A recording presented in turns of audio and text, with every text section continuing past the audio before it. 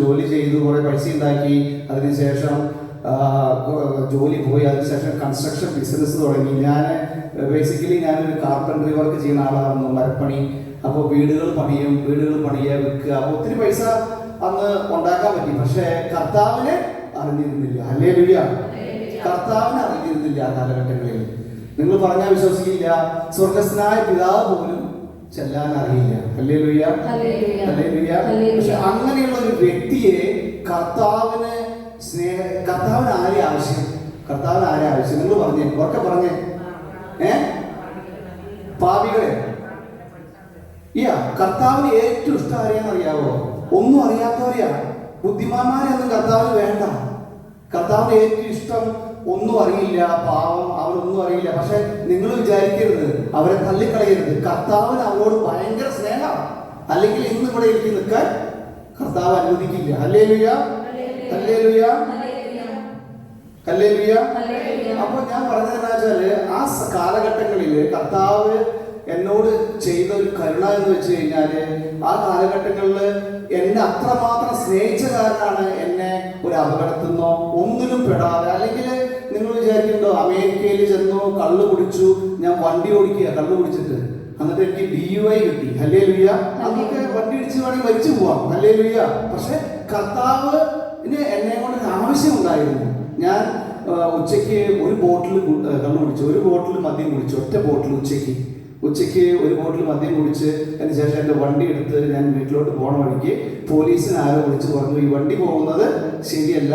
അപ്പോൾ ആ പോലീസ് എൻ്റെ വീട്ടിൽ കാത്തു നിൽക്കുകയായിരുന്നു എന്നെ പിടിക്കാൻ വേണ്ടി. ഹല്ലേലൂയ. ഞാൻ എൻ്റെ വീട്ടിൽ ചെന്നു, എന്നെ പിടിച്ചു, അവിടുന്ന് ജയിലിൽ പോയി. Hallelujah, hallelujah. പക്ഷെ ആ സമയത്ത് ജയിലിൽ പോയ സമയത്ത് എൻ്റെ വൈഫും എൻ്റെ അമ്മയും കൂടി വന്ന് അവിടെ പൈസ കെട്ടി, ബോണ്ട് കെട്ടി എന്നെ ജാമ്യത്തിൽ ഇറക്കി. ഹല്ലേലൂയ. പക്ഷെ ആ സമയത്തൊക്കെ കർത്താവിന്റെ കരുണ എൻ്റെ കൂടെ ഉണ്ടായിരുന്ന കാരണമാണ് ഇന്നിവിടെ എല്ലാ കാര്യങ്ങൾക്കും ചെയ്യാൻ പറ്റിയതും നിൽക്കാൻ പറ്റിയതും. ഹല്ലേലൂയ. സഹോദരങ്ങൾ, നിങ്ങൾ പറഞ്ഞാൽ വിശ്വസിക്കില്ല, എന്റെ പോലെ ഒരു മദ്യപാനി ഇവിടെ എനിക്ക് തോന്നുന്നത് റോമിൽ പോലും ഉണ്ടാവുമെന്ന് എനിക്ക് തോന്നുന്നില്ല. ഹല്ലേലൂയ. അപ്പൊ എൻ്റെ കല്യാണം എൻ്റെ വൈഫ് പറഞ്ഞു 2001 അതിനുശേഷം 2001 എൻ്റെ കല്യാണം കഴിഞ്ഞു. ഫസ്റ്റ് ദിവസം നിങ്ങൾ ചിന്തിക്കണം, കല്യാണം കഴിഞ്ഞ് ആദ്യ ദിവസം എൻ്റെ വീട്ടിലായിരുന്നു, രണ്ടാമത്തെ ദിവസം എൻ്റെ വൈഫിന്റെ വീട്ടിൽ വന്നു.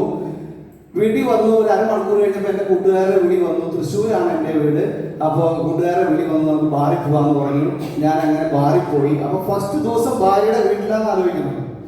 ഞാൻ ബാറിൽ പോയി. നിങ്ങൾ ചിന്തിക്കണം, തിരിച്ചു വന്നത് രാത്രി 12 മണിയായിട്ടാണ്. Hallelujah, hallelujah. ഞാൻ വരുമ്പോൾ എന്നെ 3 പേരും പിടിച്ചിട്ടാണ് എൻ്റെ വൈഫിന്റെ വീട്ടിൽ കൊണ്ടുവന്നാക്കുന്നത്. Hallelujah, hallelujah.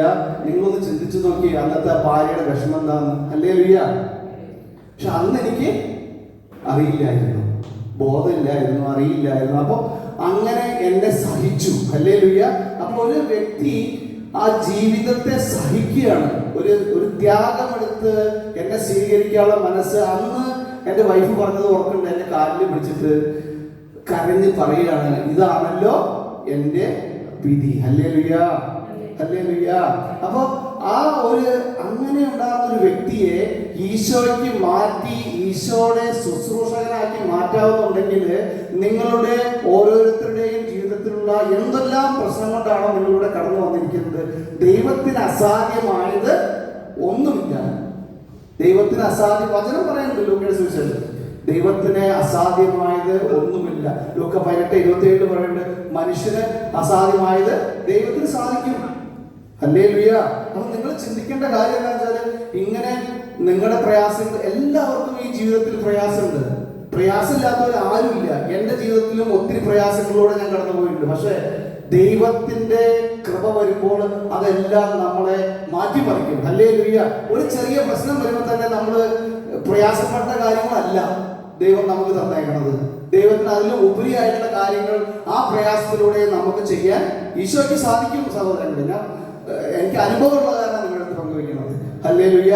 അപ്പം എൻ്റെ ജീവിതം എന്ന് പറഞ്ഞു കഴിഞ്ഞാൽ അങ്ങനെ 2017 എനിക്കൊരു മാനസാന്തരം വരുന്നത്. 2017. അപ്പോൾ നിങ്ങൾ ആലോചിക്കുന്ന, കല്യാണം കഴിഞ്ഞ് 17 വർഷം കഴിഞ്ഞിട്ടാണ് എൻ്റെ മാനസാന്തരത്തിന്റെ കാരണം എൻ്റെ വൈഫ് ഒത്തിരി പ്രാർത്ഥിക്കുമായിരുന്നു. ഹല്ലേലൂയ. പക്ഷെ ആ പ്രാർത്ഥന സമയമൊന്നും എനിക്ക് അറിയില്ലായിരുന്നു വൈഫ് എനിക്ക് വേണ്ടിയാണോ പ്രാർത്ഥിക്കുന്നത്. പക്ഷെ 17 ശേഷമാണ് മനസ്സിലായത് നമുക്ക് വേണ്ടി ഒരാൾ പ്രാർത്ഥിച്ചിരുന്നു.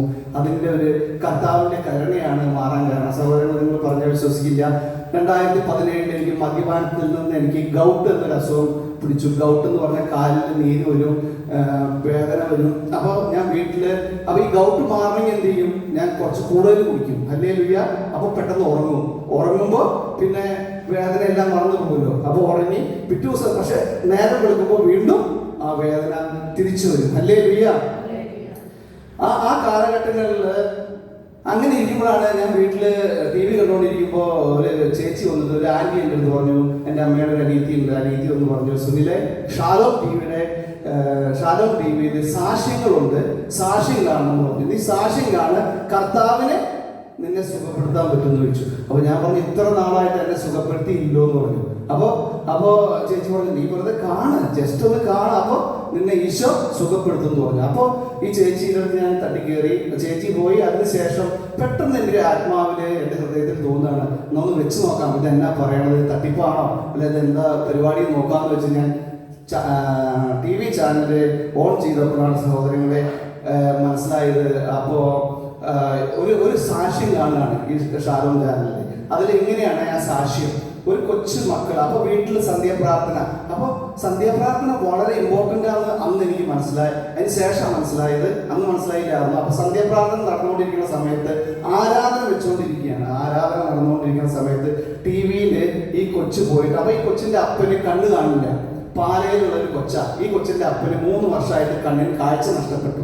അപ്പോൾ ഈ കൊച്ചിൻ്റെ അപ്പൻ അധ്വാനിച്ചിട്ടാണ് ആ വീട്ടിലെ കുടുംബം കഴിയുന്നത്. അപ്പൊ അങ്ങനെയുള്ള ഒരു സാഹചര്യത്തില് ഈ കൊച്ചു പോയിട്ട് ഈശോട് പറയുകയാണ്, ഈശോയെ.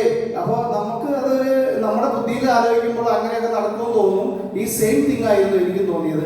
ആ കൊച്ചു പോയിട്ട് ഈശോയിൽ തൊട്ടിട്ട് പറയാണ്, ഈശോയെ, എൻ്റെ അപ്പൻ്റെ കണ്ണ് നീ കാഴ്ച കൊടുക്കണേ. Hallelujah, hallelujah. ഉറക്കെ പറഞ്ഞേ ഹല്ലേലൂയ, ഒരു ഉഷാറ്. ഹല്ലേലൂയ. അപ്പൊ ഈ ഈശോയെ തൊട്ടിട്ട് പറയാണ്, എൻ്റെ അപ്പന് കണ്ണിന് കാഴ്ച തരണേന്ന് പറഞ്ഞ അപ്പന്റെ കണ്ണിൽ കൊണ്ടുപോയി തൊടുമ്പോൾ അപ്പന്റെ കണ്ണിന് കാഴ്ച കിട്ടുകയാണ്. Hallelujah, hallelujah. നിങ്ങൾ വിശ്വസിക്കുന്നുണ്ടോ? അപ്പൊ നിങ്ങൾ വിശ്വസിക്കാൻ നിങ്ങളുടെ എല്ലാ കാര്യങ്ങളും നിങ്ങൾ വിശ്വാസത്തിൽ കണ്ടിട്ട് ഈശോ നിങ്ങളെ അനുഗ്രഹിക്കും. Praise the Lord.